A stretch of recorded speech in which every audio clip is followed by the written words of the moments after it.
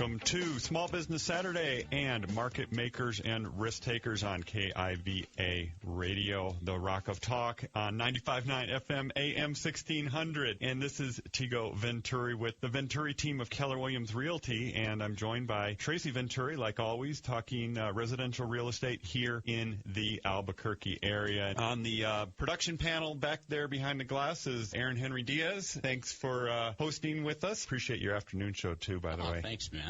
It's a pleasure to be here, Venturis. Yeah, well, good. And it's Easter weekend. We're here, and you guys must be a little busy with the residential. We are picking up. You know, a lot of people are off over holiday weekends, which gives them time to go look at houses. Right. So we actually get really busy over these weekends, and we love it. So we're ready. Give us a call. We're hoping the weather a little windy. It must be spring in New Mexico. Little breezy. Allergies are definitely saying that. Yeah. It's that time of year. So we've got a good lineup today. We're going to talk about some of the market statistics, and there's some really dramatic things happening in our market, and I want to bring those up regarding supply versus demand. And then we've got Tracy, you've got a list that we saw a news story, and it was pretty interesting and kind of what's trending in real estate right now, and we're going to go through that. Absolutely. And, we, as realtors, we get a lot of information from the National Association for Realtors, and we just were looking this morning at what's trending now in real estate, and it was like 5 topics that we'll just hit on quickly that are really trending for us, too. All relate to. And this, again, is Tigo Venturi with the Venturi team, Keller Williams Realty. If you want to talk real estate, you can call our team line, our Realtor on Duty line. That's 505, of course, and 933-6881.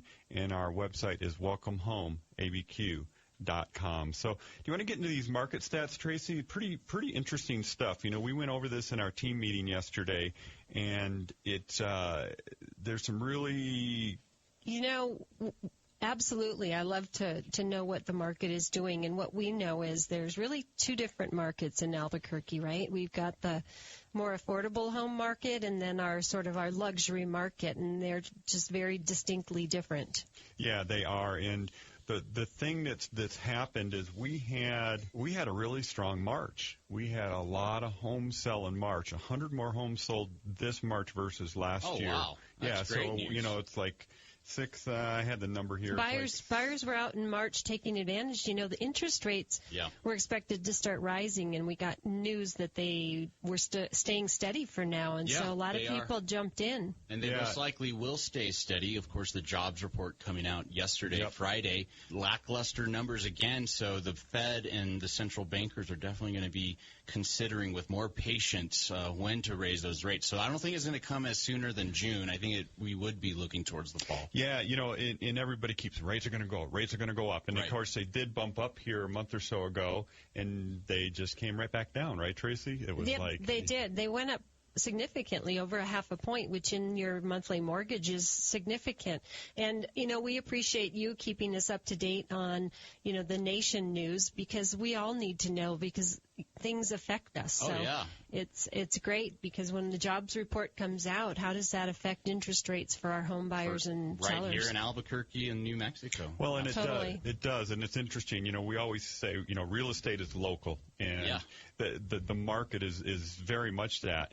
But some of these national things affect us, like the interest rate and what the Fed is doing. And, of course, you guys, Aaron and Eddie Aragon, in the afternoon, you guys are both kind of economist geek types. I'm a nerd. I read the Journal and the Wall Street Journal more than anything. But and so it's interesting.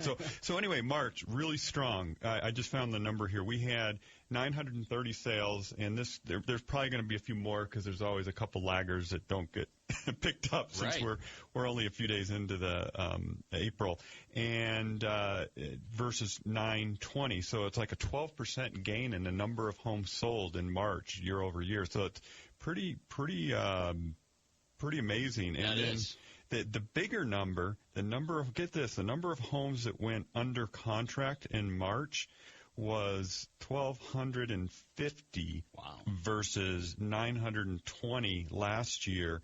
That's a 35% increase in the number of homes that actually got a contract, went under contract. Now, of course, they haven't closed yet. They're still in that pending status, and so it's pretty dynamic. And what that's caused is actually kind of a supply issue in certain price ranges. Right. I could see that. Exactly. And so it's sort of time, if you're thinking about selling your house, call us now.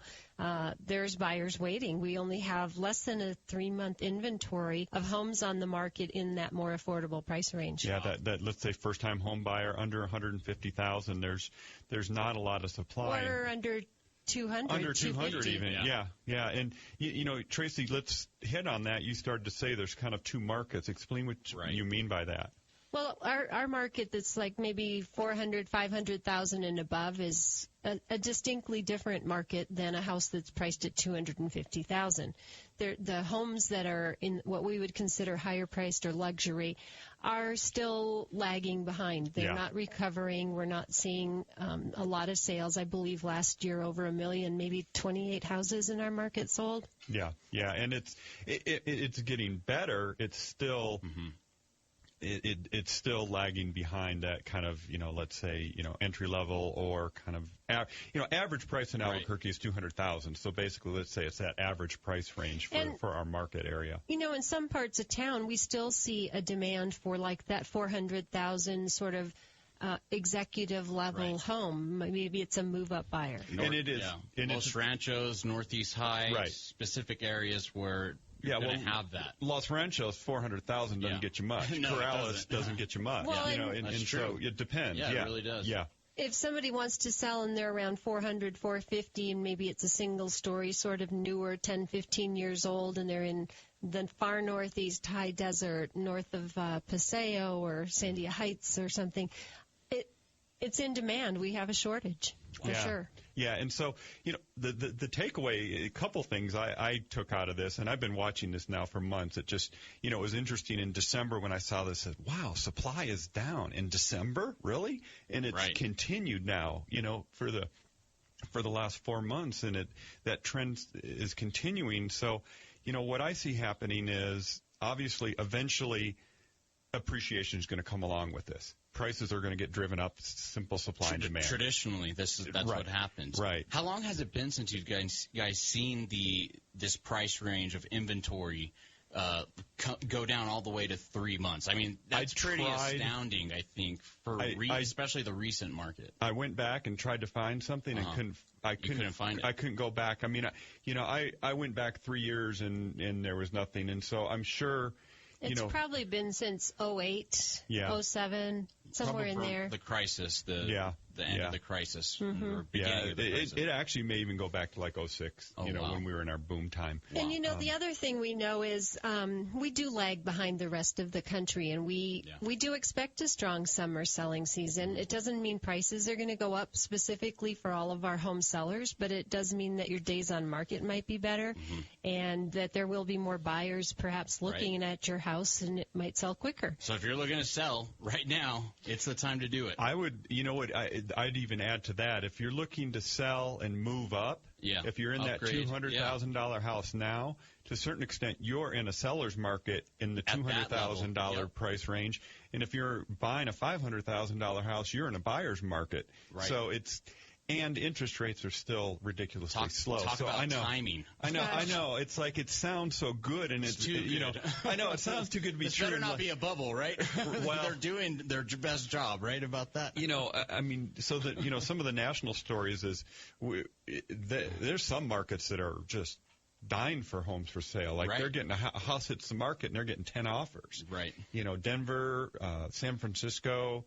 I've heard some others. I don't remember others. Some in the East Coast, Austin, San Antonio. Oh, yeah, Texas, definitely. Yeah. So we network with realtors all over the country, and we're actually going to an event at the end of April in San Diego where the top about 200, 250 realtors kind of get together and share best-known methods and ideas, and just it's always phenomenal. But we keep up with those folks on a private Facebook group, of course. And those are your colleagues. That's your network. Right. Plus, it keeps us up on the country. And like I was talking this morning, actually yesterday morning, with a broker out of the Miami area. They do huge marketing overseas. They get tons of foreign people. So they have to do like a walkthrough video that's very natural. They don't gloss it up because they have so many people buying sight unseen internationally. Right. They do a real raw walkthrough so people know this is really what the house looks like. This isn't those photos where we only pick and choose the ones we really want them to see because they're buying it without ever even coming to the States.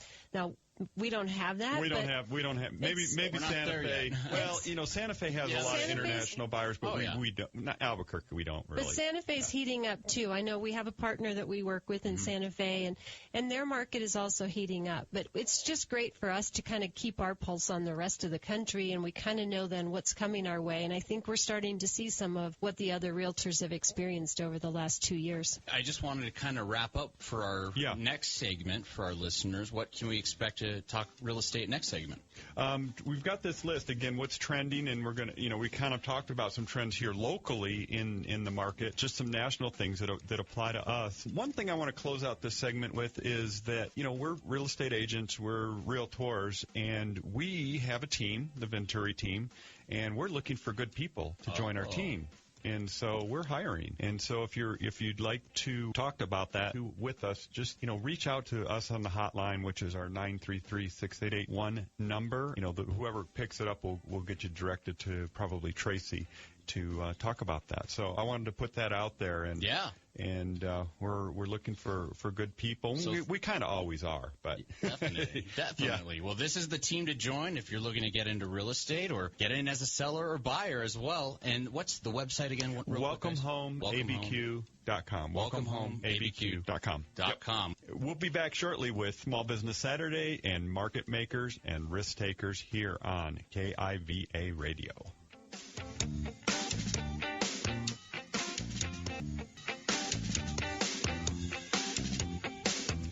Welcome back to Small Business Saturday and Market Makers and Risk Takers with Albuquerque Real Estate Talk. This is Tigo Venturi with the Venturi team of Keller Williams Realty, and I'm joined by Tracy Venturi. Like always, talking about real estate. We just had a great discussion regarding what's going on in the market, and of course our producer, Henry Diaz, and he had some great insight as well, so I appreciate that, Aaron.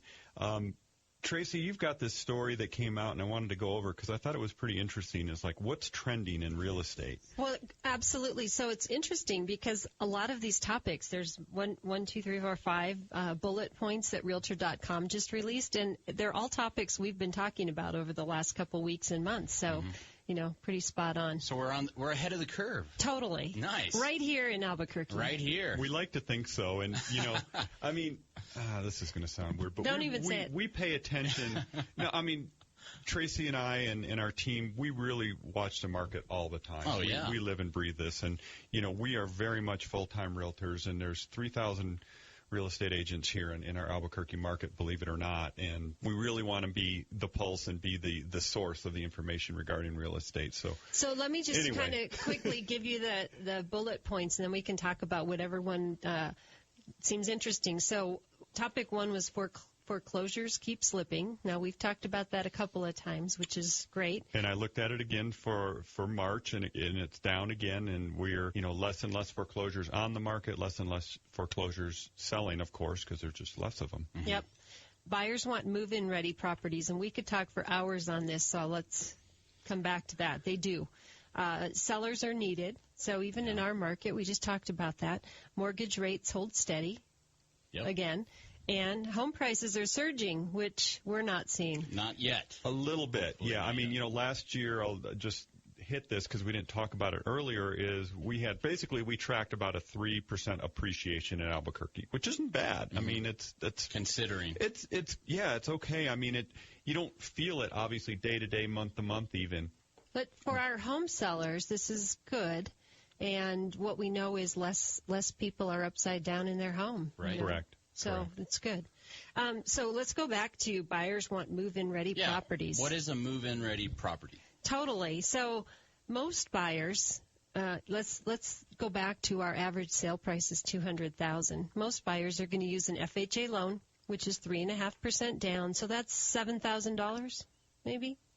Yeah. Down payment for the first-time home buyer. For the first-time home buyer to buy a $200,000 house, and then maybe they have a little bit of closing costs in there, so it's maybe another $2,000. Can I just say something? It's in that 3.5% down, or they're changing it to 3%. Isn't even? It's not. That's not just first-time home buyers. Oh, it's not. No. No. Okay. No. Yeah. Sorry. I stand corrected. Yeah, it's available to anybody for a primary residence. Wow. Yeah, in fact, if you're a first-time home buyer, there's some programs to help with that 3.5%. Wow. Yes. So yeah, there's a lot of down payment programs, which we've talked about. We have. An FHA buyer is not necessarily a first-time buyer. Uh-huh. It's got to be a primary residence, though. Okay. So that's all. But move-in ready, a lot of times when we're looking at somebody who's buying a $200,000 house, they have just enough for their down payment, or they're getting down payment assistance. Maybe the seller's helping them with closing costs, or they've got that saved up. But they don't usually have money to go in and remodel the house, or put a new roof on, or a new heating and cooling unit. They're tapped out. You're going to have to wait a couple quarters. Or even something like new carpet. It's the average home, just average carpet may cost $3,000 to $5,000 to do a whole house. Painting, and then the painting. I mean, painting is one thing. Obviously, we can all do ourselves, and it's not that expensive. And it's not that expensive. Okay. Just messy. Unfortunately, some people have painted their homes that had no business painting their homes, but that's a whole other discussion. When you see those houses, you know it. That's your crazy Aunt Nellie's. Yeah. That's what I can see. That's where the buyers wanting move-in ready comes in. They need it freshly painted. They need the carpet either shampooed or already replaced if it's bad. They don't have the ability, most of them, to even go, they're offering a carpet allowance to, you pick it, you do it. But most people, they need to be motivated. They need to walk in and be moved and feel something. And when you walk in and the carpet's old and worn out, they're comparing it to the seller who updated the house, who got it ready to sell. Yeah. Think about when you go sell your used car. You got to clean it. You got to take all the McDonald wrappers out. Yes. You got to detail Go get it detailed. So when the sellers take the time to detail their house, they get more money. They sell it faster, and the buyers feel it. So it's stuff like, getting rid of the dirty carpet, putting in a newer carpet, or even having them pick that carpet, or stuff with the walls, I would assume, different things. A lot of it, honestly, is good old-fashioned cleaning. Just cleaning. With the extra elbow grease. Exactly. And, and that's the yard, the house, the walls. Curb appeal, everybody talks about that. Exactly. All of that stuff. And cleaning doesn't cost you anything. No. And then, of course, declutter. We always talk about declutter. And, buyers need to see it through how they're going to live in it. They don't want to see all your stuff. No. They just want to see the bare bones, furniture, just to get the basic idea. Yeah, of it. it's a blank canvas, an open canvas for them.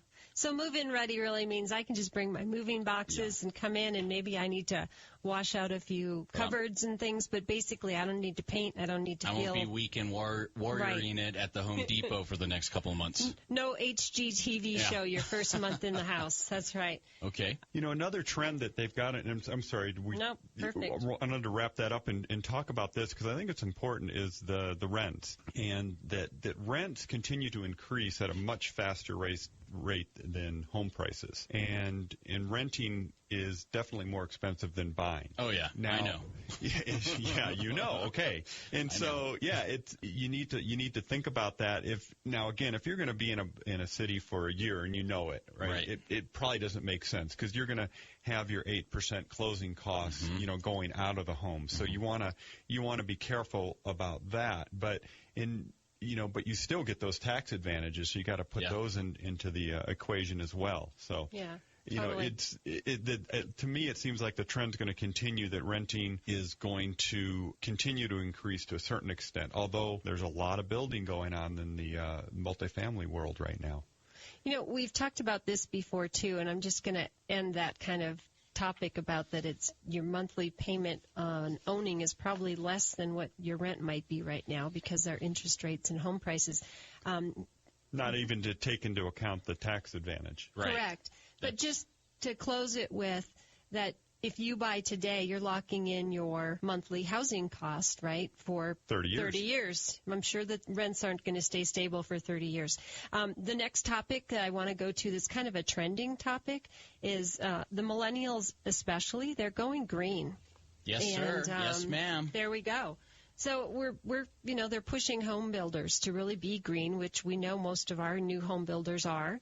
And the Energy sizes. conservation, stuff like that. Something we saw happen here in, let's say, 09, 10 range when the builders in town were, they were changing. They were struggling. It was tough. They weren't selling anything. Yeah. And a few of the builders, I think it started with some of the local builders, production builders, they started doing the Build Green New Mexico certification, and then they kind of all started doing, and it's kind of what happens in the home building world is one guy does it. It's like it used to be everybody had evaporative coolers, and then one builder started putting in air conditioning as a standard. Now all the builders have air conditioning as standard. Yeah. It's the same thing with the green. It's like they're all doing some sort of level of green certification. So what are aspects on this green, I guess, certification or green amenities that millennials love? Obviously, if you're going to be paying your utility bills, you want to be able to keep it comfortable. So what about heating and cooling? Those things are amazing, right? Even landscaping so that you use less water. It costs a lot to plant grass and keep it watered. But if you xeriscape it or exerscape it, depends on what part of the state you're from, how you say it. But is that less how you grass. say it down south? We call it xeriscape. You call it sounds like exercise. You call it xeriscape? Yeah. I grew up exerscape. Down in Cruces. Yeah. Really? And then we say y'all over. Well, yeah, of course, yeah. You guys got that Texas Texas thing just going on. Just a little bit. But this is real estate talk, not not how we talk Zurich. in Las Cruces or Albuquerque. Yeah. So what's interesting about the Build Green New Mexico is it was a group of builders who got together and started meeting. And when they were first meeting, I was going to those meetings. They're the ones who came up with the different levels of green certification. So there's gold, silver, bronze levels. So they put together charts and they said, okay, this is the minimum to be this level. And then we're going to add on all these other green features to be the next level of green. And each level obviously costs them a lot more to build that way. It's like anything, the first things aren't that expensive. And obviously as you get more and more, it gets more expensive. And there's going to be a premium. But there's kind of a crossover, right? Yeah. It's like at some point, how green do you need to be? It's like the extra cost really in the long run over 30 years probably isn't worth it. Right. But the millennials really do appreciate this. And I think this year and trending in the future, the houses that people are buying now that are green are going to be the ones people gravitate towards in the future as we continue to see increases in utility expenses. And of course, millennials getting older and moving from the basement. That's what they were saying last year. They're in the basement. This year, I think they're in roommate situations. And this year we're in the roommate situation. So naturally, the length of time will be going into the market in a couple of years saying, you know what, we want to buy one of these houses. Well, and, we could do a whole show just on the whole millennial thing and the trend and the fact that they are a larger population than the baby boomers. I don't think most people know that. No, there's 80 million millennials in this generation and 60 to 65 billion baby boomers. So, And most of them don't own a house. No, we don't. It's because we've been weathering this economy. We're here. Yeah. Call us. There, and the price is right. The price is now. right. Well, thanks, Aaron Henry Diaz, for obviously hosting with us, producing for us. Pleasure. This has been Albuquerque Real Estate Talk here on KIVA Radio, 95.9 FM, AM 1600. And if you want to reach out to us, the Venturi team at Keller Williams Realty, we're at 933-6881 or welcome home, abq.com.